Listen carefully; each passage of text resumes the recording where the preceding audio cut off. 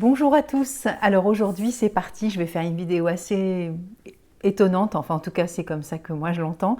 C'est en fait j'ai réécouté et re-regardé, revisionné on va dire plus exactement, la vidéo que j'ai faite il y a exactement 1 an et 1 jour puisque c'était le 1er janvier 2020 et je trouve que c'est vachement intéressant de regarder avec le recul en fait de ce qui s'est passé depuis 366 jours. Donc je vais commenter ma propre vidéo qui fait, je regarde, elle fait 8 minutes 25, hein, donc ça va. Mais je vais la commenter et je trouve que c'est intéressant. Je vais apporter aussi des éléments de compréhension par rapport à ce que je disais. Et assez marrant quand même, hein. Donc c'est parti, je vais mettre des pauses dans la vidéo que je suis en train de tourner pour pouvoir justement inclure et après et donc pouvoir voilà, avoir le commentaire aussi en direct, hein. Bon, en fait je vais laisser tourner la caméra, ce sera plus simple pour moi. Donc j'y vais. Aujourd'hui, c'est le 1er janvier 2020 et voilà, c'est le temps des vœux. Et puis pour moi, c'est aussi le temps du bilan de 2019, parce que je ne peux pas faire abstraction de ce que j'ai vécu toute l'année dernière pour pouvoir commencer cette nouvelle année avec une nouvelle énergie. Parce que Et oui, évidemment, on ne peut pas commencer une année. C'est pas forcément faire un bilan, mais je trouve que c'est drôlement intéressant, puisqu'on dit qu'à chaque fois une nouvelle année démarre et que c'est un 109. Oui, mais la nouveauté ne peut que se construire, à mon sens, que sur l'historique de ce que je suis et du bilan que je vais pouvoir en faire, parce que voilà, en fait c'est un peu une redite de ce qu'on va écouter, mais nous sommes en perpétuel changement, mouvement, progression ou stagnation, peu importe, hein, il n'y a pas de règles selon chacun. Mais c'est intéressant, évidemment, on a des points de curseur et ça nous est propre, hein, donc on peut qu'évaluer des choses que par rapport à... Parce que des fois, on a le sentiment qu'on va claquer la porte à 2020 et on dit « Ah, ça y est, enfin 2021 arrive », mais si on n'a pas balayé, entre guillemets, devant sa porte sur ce qu'il y avait à peut-être transformer, améliorer ou comprendre sur plusieurs mois en amont, à quoi bon se dire « Waouh, yallah, ça y est, c'est la nouvelle année ». Bah oui, mais bon, si tu recommences la même chose, ça n'a pas grand sens. Et pour le coup, là, on va être peut-être sur Chestnut Bud, hein, la fleur de la répétition des schémas de pensée. Et là, pour le coup, ben, en fait, ça n'a pas trop de sens. En fait, on fait du surplace. Donc voilà, je remets la vidéo. c'est aussi parce que j'ai vécu tout ce que j'ai vécu cette année passée que je peux m'autoriser, entre guillemets, à réajuster et équilibrer tout ce qu'il y a encore à équilibrer sur cette nouvelle année qui démarre. Donc on est d'accord, hein, ça ne peut être que comme ça, sinon ça n'a pas de sens en fait. C'est pas un jour sans fin, hein. Le but c'est justement que ça s'arrête à un moment donné, hein. Donc plus je vais prendre conscience et mieux je me porterai. Donc l'année dernière, il y a encore beaucoup d'émotions, beaucoup d'expérimentations différentes. Ça a été de l'impatience. Alors de l'impatience, en fait, je vais vous expliquer un peu ce qui s'est passé et du coup vous allez pouvoir peut-être un peu plus comprendre tous les mots que je vais utiliser après. Mais il se fait que j'ai vécu pas mal d'épreuves entre décembre 2018 et on va dire juillet 2019. C'est-à-dire que j'ai découvert un appartement qui me plaisait et en fait je pensais qu'à l'âge que j'avais, on ne prêtait plus du tout d'argent aux seniors, on va dire, hein, pour pouvoir accéder à la propriété et tout le monde m'avait dit que de toute façon c'était mort et que c'était caduque. Et lorsque je suis rentrée dans cet appartement, j'ai eu la certitude que c'était le lieu de vie que je devais intégrer et qu'il était tout à fait destiné à mon chemin. Et malgré les apparences, j'ai eu voilà j'ai eu l'intuition, on va dire, hein, j'ai écouté mon âme, je ne sais pas comment vous l'expliquer autrement, mais la certitude absolue que cet endroit, cet espace m'était vraiment destiné et qu'il ne fallait vraiment pas que je lâche l'affaire. Donc vous allez écouter un peu toutes les émotions, donc je vais pouvoir remettre les photos aussi, je vous remettrai le nom des fleurs, voilà, de l'impatience évidemment. Mais aussi beaucoup de patience parce que évidemment pour obtenir un prêt avec tous les éléments qu'il y a à faire, solliciter plusieurs banquiers, plusieurs courtiers, enfin, et des avis divers et variés, il faut des fois aussi beaucoup de patience pour obtenir tout ce que l'on désire. J'ai pu découvrir aussi en moi de la persévérance, franchir des étapes avec davantage de confiance. Alors évidemment, de la persévérance et franchir les étapes avec davantage de confiance, oui, parce que les étapes ont été multiples et variées et elles ont été extrêmement nombreuses entre la visite de l'appartement et la remise des clés, on va dire. Hein. De la rumination mentale, mais un petit peu moins par moment. De l'inquiétude aussi pour ceux que j'aime. Qu'est-ce qu'il y a eu d'autre? Alors l'inquiétude évidemment, ça c'était à l'égard de mes enfants parce qu'il y en avait une qui rentrait aussi d'Australie, bon c'était un petit peu compliqué, donc oui bien sûr ça peut arriver évidemment quand on est parent d'avoir de l'inquiétude pour ses enfants. Beaucoup de pugnacité on va dire, beaucoup de choses encore à gérer avec peut-être beaucoup trop quelquefois encore, des choses aussi à lâcher dans le sens à abandonner, en tout cas à mettre de côté. Beaucoup de procrastination aussi. Bon, surtout beaucoup de fatigue, hein, parce que quand on déménage et qu'on emménage, c'est très très compliqué. La procrastination, beaucoup de fatigue, beaucoup de choses à gérer, évidemment. Évidemment, quand on arrive dans un nouvel espace, il y a énormément de choses à mettre en place et beaucoup de procrastination des fois aussi à gérer tout ce qu'il y a à annuler et à reproduire comme les nouveaux comptes, tout ce qui va concerner l'électricité, les lignes téléphoniques.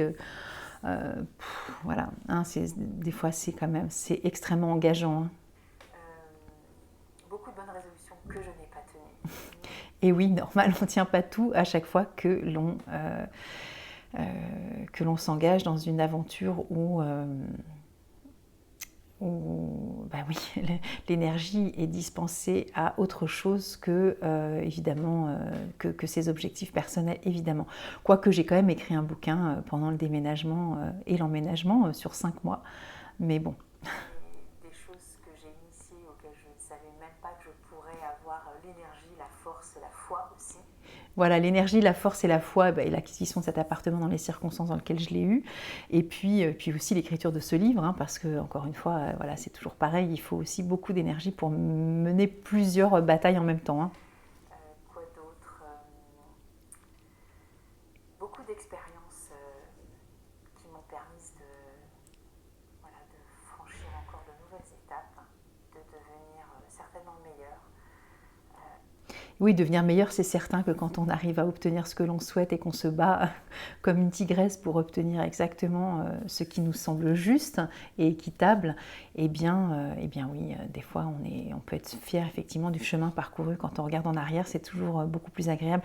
Quand on est dedans, des fois on a vraiment le sentiment que les choses piétinent, n'avancent pas, mais c'est pas toujours le cas. Et justement, c'est ça qui est intéressant, je trouve que c'est dans le bilan que l'on peut faire chacun de nos vies pour démarrer une nouvelle année, c'est vraiment de voir aussi le chemin parcouru, c'est-à-dire d'être un peu moins tyrannique envers soi et des fois de ne pas toujours exiger des choses voilà, auxquelles on voudrait voilà, suppléer ou acquérir ou obtenir ou aspirer et puis bah, déjà voilà, regarder ce qui est et ce qui est c'est souvent de belles vertus qu'on a pu déjà développer et sur lequel on peut vraiment s'asseoir, se poser et se dire que ça va être aussi des atouts pour se lancer de nouveau, pour être confronté des fois aux événements de la vie qui est de l'ordre de l'imprévisible. Hein. J'allais oublier quelque chose d'important, mais bon, c'est pas grave, je ne me souviens plus. Voilà, cette année démarre donc avec de nouvelles énergies, de nouvelles envies aussi, des expériences à initier sur le plan émotionnel. Beaucoup probablement de non aussi à mettre, de choses à laisser de côté, à un peu moins de s'occuper des autres, mais un peu plus de moi par exemple.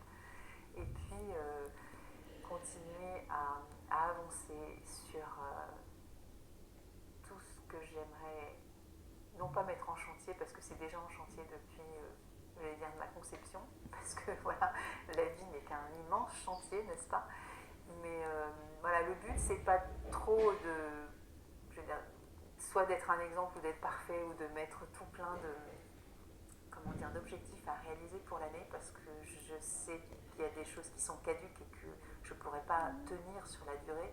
Ce qui est plus important, je pense, dans ces moments-là, en tout cas c'est ce qui me concerne, c'est la prise de conscience de tout ce qui semblerait être améliorable, quoique des fois avec du recul, je trouve qu'on se met, ou je me mets un peu trop de pression pour pas grand-chose finalement, puisque les choses se font quoi qu'il arrive. Les choses se font quoi qu'il advienne, évidemment. C'est sûr qu'on peut se mettre de la pression. Et là, en l'occurrence, je faisais évidemment référence à l'acquisition de l'appartement avec tout cet acharnement, toute cette pugnacité dont j'ai fait preuve, toute cette bataille et cette foi, puisque voilà, j'ai failli ne pas l'avoir. Hein. Et donc, oui, de toute façon, les choses, quand ça doit être acquis ou pas dans le sens d'acquisition forcément matérielle, hein, mais dans le sens où les choses doivent être, elles se font. Donc je pense qu'il y a des moments où on parle beaucoup de lâcher prise, etc. À mon sens, c'est pas le lâcher prise, c'est pas j'en ai plus rien à fiche et les choses, je vais me mettre en posture du yogi et les choses vont arriver. C'est pas ça pour moi le lâcher prise. Lâcher prise, c'est aussi acter les choses, hein, parce que si je n'avais pas été voir un courtier, des courtiers, un banquier, des banquiers et mis, alors je prends cet exemple-là parce qu'évidemment ça me concerne, mais ça peut être tout différents types de choses. Si on ne met pas en chantier des éléments concrets d'action, réalistes, tangibles, palpables, ça ne sert à rien de dire que les choses elles vont se faire. Évidemment que ça ne se passe pas comme ça dans la réalité. C'est complètement absurde de penser que les choses elles vont nous tomber sur le coin du museau. Évidemment que non. Mais à un moment donné, une fois que tout est fait et que tout est en ordre dans le sens de l'action et de tout ce que j'ai pu, je dis je, mais vous savez que c'est pas que moi, hein, je parle au sens global de tous, à partir du moment où nous actons des choses, après ça ne nous appartient plus, c'est ça que je veux dire, c'est que là ce lâcher prise peut effectivement arriver, on ne peut pas lâcher prise avant que les choses arrivent. C'est complètement, pour moi c'est pas possible, on ne peut pas regarder une annonce d'un appartement en disant bah, il va me tomber dessus, ben non, ça se passe pas comme ça en fait, hein. Il y a un certain nombre de choses aussi à mettre en route. Et cette mise en route sur le plan émotionnel est extrêmement intéressante parce que c'est évidemment toute cette panoplie de couleurs que l'on va découvrir en nous à travers une expérience. Là, c'est l'expérience de l'acquisition d'un appartement, mais ça aurait pu être une location, ça aurait pu être un appartement à mettre en vente aussi, ça aurait pu être un emploi à chercher, ça aurait pu être une amoureuse, un amoureux, ça aurait pu être je sais pas, un départ à l'étranger.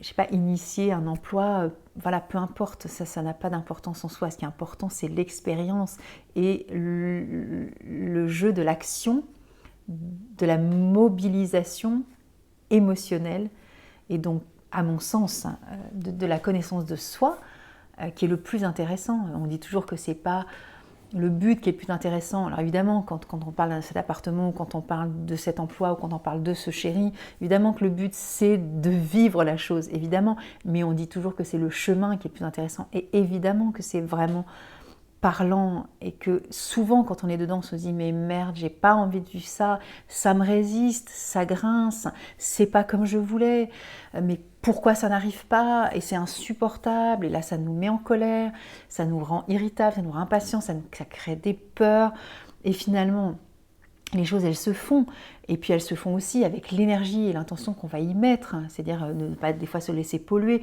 Quand je parle de cette histoire d'appartement, c'est aussi tout ce que j'ai pu entendre, qu'effectivement à partir du moment où on n'a pas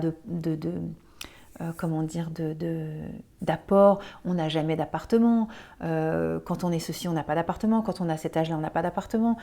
Et là, j'ai vraiment mis un coup de pied dans la fourmilière, et c'est pour ça que je parle de tout cet émotionnel aussi, cette pugnacité dont j'ai fait preuve, c'est la foi qui m'a fait grandir, c'est que j'ai vraiment cessé aussi de me laisser imprégné de toutes ces croyances, et qui étaient aussi des croyances que j'avais en propre, puisque je considérais qu'à partir de, voilà, on ne prêtait pas à partir de 50 ans, et vu l'âge que j'ai, c'était complètement improbable selon moi d'aller frapper à la porte d'un banquier ou d'un courtier, peu importe, pour demander la sollicitation d'un prêt potentiel. Et voilà, ça me paraissait complètement inaccessible. Et en fait, cette inaccessibilité, elle était déjà dans mon cerveau, elle était déjà construite comme quelque chose d'inaccessible. Donc, ce que je veux dire par là, par rapport à la lecture de cette vidéo du 1er janvier 2020, par rapport à maintenant, c'est que vous voyez bien qu'il y a des moments où il faut aussi qu'on apprenne à déconstruire tout ça et que c'est dans l'apprentissage de l'épreuve que nous arrivons, évidemment, et quand je dis nous, on a tous des millions d'exemples à donner par rapport à ça, que c'est vraiment cette expérience émotionnelle humaine qui est passionnante. Et c'est pour ça que nous en sommes exactement là où nous en sommes, quoi que nous ayons vécu dans la vie, que ce soit le désir d'enfant, voilà, mener à bien un souhait particulier. Toutes les batailles sont bonnes, de toute façon, il n'y a pas de... Voilà, ce qui est magnifique, c'est le chemin que l'on va parcourir et tout ce qu'on va découvrir en nous à travers tout ça. Donc je continue la lecture. Et même si elles ne se font pas sous l'angle que j'avais, entre guillemets, imaginé, inéluctablement, inexorablement, de toute façon, le temps passe, les choses avancent et ça se construit avec ce que je suis, c'est-à-dire avec mes innombrables imperfections. Et donc, tant mieux, parce que ça veut dire que je suis aussi consciente de ce que je suis et que ces imperfections ne sont que ces qualités aussi en devenir, ou qui sont déjà, mais qui sont des fois un petit peu ce que j'appelle un peu en dormance, c'est-à-dire qu'elles ne sont pas comment dire, inexistantes. Elles sont là, elles sont des fois juste un peu mises de côté. Donc il y a des moments où on a plus ou moins besoin de certaines qualités aussi en nous pour avancer dans nos vies, et en fonction aussi des épreuves qui nous sont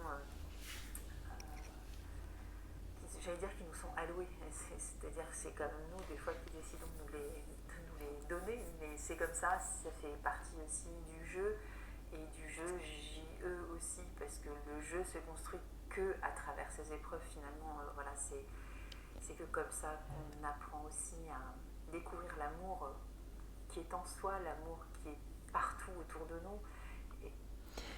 Alors j'arrête là parce qu'on parle de cette épreuve que je me suis allouée, et évidemment c'est un choix d'âme, c'est pas quelque chose forcément dont j'ai conscience sur un plan intellectuel. Quand nous vivons des épreuves, moi je pars du postulat que mon âme est déjà au courant, et que c'est vrai que souvent a posteriori, quand on regarde en arrière, on voit aussi la nécessité d'être passé par telle et telle épreuve pour ouvrir notre cœur, pour ouvrir notre esprit, pour comprendre mieux qui nous sommes et ceux qui nous entourent et l'humanité, aller vers les autres, avoir plus de toutes ces vertus que proposent les fleurs de Bach aussi, de la patience, de la compassion, de la tolérance, de la pugnacité, etc., etc., de la foi, et donc voilà. C'est pour ça que je parlais d'ouverture de cœur aussi. Nous ne sommes jamais seuls finalement, et que dans l'épreuve, c'est aussi dans l'épreuve qu'on apprend le plus à se dépasser soi-même et à vraiment, faire le focus, ou en tout cas faire la lumière aussi sur ce qui est le plus important en fait en soi.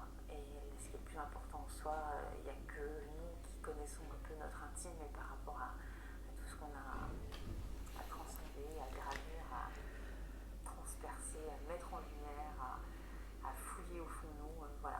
Donc pour moi cette année, alors on dit que 2020 c'est double 2020.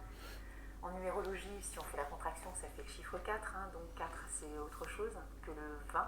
Donc le 4 c'est aussi l'enracinement, c'est travailler sur les fondations, sur la stabilité, sur le labeur, mais bon oui, le travail aussi de persévérance, aussi d'ordre, de construction. Donc en tout cas je le ressens comme ça.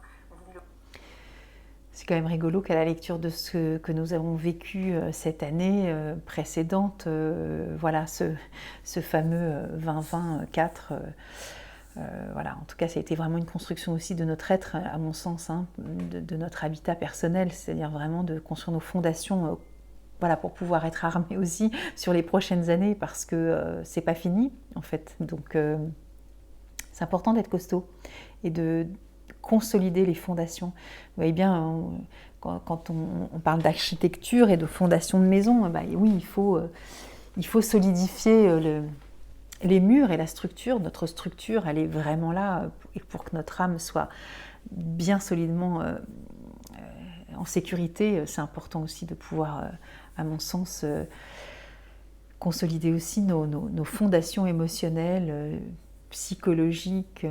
Et là, on l'a vraiment vécu de façon extrêmement percutante cette année. Premier jour de l'année, mais fin de journée, et voilà, l'énergie pour moi a déjà commencé, pas mal de structures à mettre des choses en ordre dès mon réveil.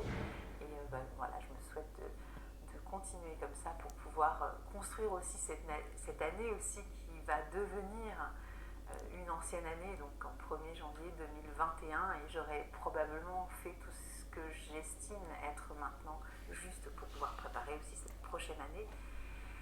Donc voilà, un an à œuvrer pour tout ce qui est le meilleur en moi, j'imagine, et accueillir aussi et accepter tout ce qui pourrait me sembler, entre guillemets, des embûches, des épreuves, des handicaps, des renoncements,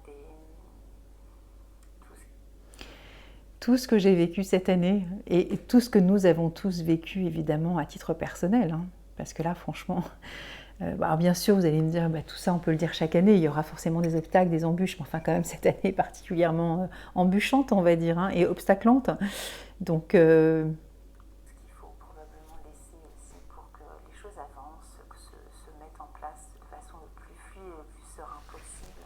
Donc je vous souhaite toute cette sérénité nécessaire, toute cette paix, cette joie, cet émerveillement aussi à la vie de chaque instant, même si c'est pas toujours évident, parce que voilà, c'est les grèves, c'est ceci, c'est cela. Il y a toujours quelque chose qui nous empêche aussi d'être totalement dans cette joie de ce nouveau qui commence chaque jour quand le réveil se met à sonner. Mais bon, voilà, c'est comme ça. Je joue mon jeu aussi de ce réveil tous les jours avec cette énergie de tranquillité, puisque finalement il n'y a qu'une chose à être, c'est être tranquille, serein, tout est ok. Voilà, je vous souhaite donc de vivre tout ce que vous avez à vivre au mieux. Je vous embrasse et puis à bientôt. Au revoir. Voilà, c'est la fin de la vidéo. Oui, évidemment, être serein, quoi qu'il arrive, c'est pas un adage, mais en fait, ça va pas nous empêcher d'être ce que nous sommes. Les événements, de toute façon, ils sont toujours extérieurs à nous. Et encore une fois, on pourra lire tous les événements à la lecture de l'énergie qu'on a envie aussi de donner. C'est-à-dire que là, aujourd'hui, il a beaucoup plu. Est-ce que je peux considérer qu'effectivement, je suis affectée par le manque de luminosité? Est-ce que je suis affectée par la pluie? Est-ce que c'est ça qui va gérer mon moral, mon mental, mon état d'esprit, la vision de cette journée qui est le 2 janvier? Qu'est-ce que je fais? Est-ce que je considère que je dois absolument être malheureuse parce qu'il pleut aujourd'hui? C'est encore une fois, je suis un maître et responsable de ma vie, de mes émotions et de la façon dont je vais ouvrir ou non voilà, mon état d'esprit, mon cœur, mes bras à cette part d'impondérable évidemment auquel je dois faire face à chaque instant de ma vie, parce que beaucoup de choses ne dépendent pas de moi, mais par contre ce qui dépend de moi évidemment c'est mon état interne, et ça ne concerne que moi, que nous, et donc voilà ce que je peux vous souhaiter. Alors je vous ai déjà fait mes vœux, je vous souhaitais que cette année soit celle de votre âme.